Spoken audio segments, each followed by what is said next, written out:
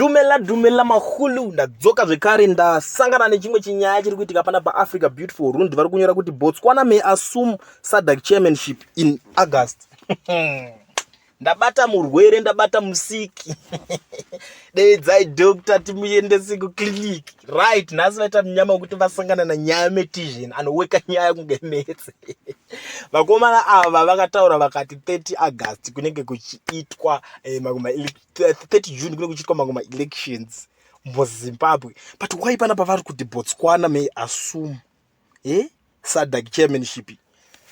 Let's see. Rekati mboona kuti vari kutaura nezvechi pana because kana vakangoita zvekutamba pana paka. Takatsamwa change to Zimbabwe but atichadi kuzwa zveku right. Pana pamwe Zimbabwe ndiri kusangana nezvanyora vakati in the unlikely scenario that the situation in Zimbabwe remains as it is, Zimbabwe will not assume the Sadc chairmanship in August this year. Instead, Botswana will assume the chairmanship. Our sources within Sadc say.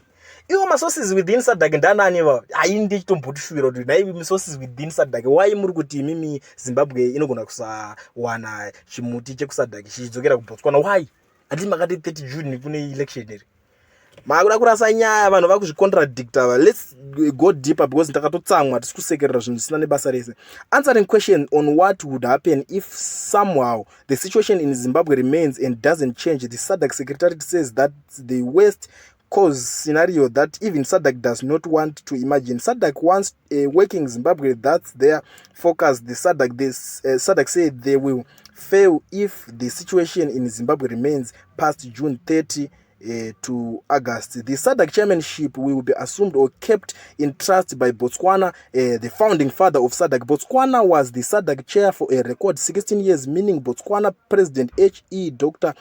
Communal John Masire remains the longest serving Sadc chairman from August 1980 to 81, then for consecutive years to August 1997. Zimbabwe is set to assume the Sadc chairmanship for only the second time after former President Robert Mugabe became the Sadc chairmanship from August 2015 to August 2016.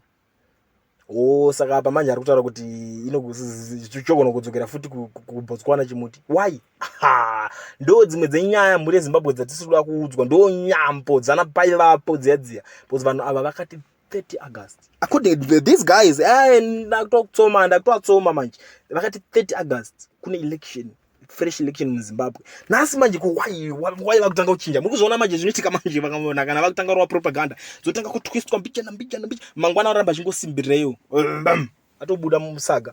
Aiwa kana chimbo yeyo Sadc yakanziri kuuya kuZimbabwe. Iri nguya kuZimbabwe. Andi makati 30 August kune election.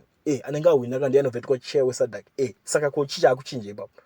Muri Zimbabwe ndo dzimwe dzenyaya dzatinenge tichifambira panapa tichionesana panapa nozva nyaya vision. Kana uchingotanga kusvika panapa first time yako ndakachikukumbirisa kuti utange nekusubscribe, ucomment, ulike, ushare. Ndoramba ndichidzoka ndichikubatirai mbavha dzemapropaganda vanenge vachinyeba. Aiwa tinorapa doctor wemapropaganda anokurapirai. Ukangoona dzimwe news dzosiri kunzwisisa take me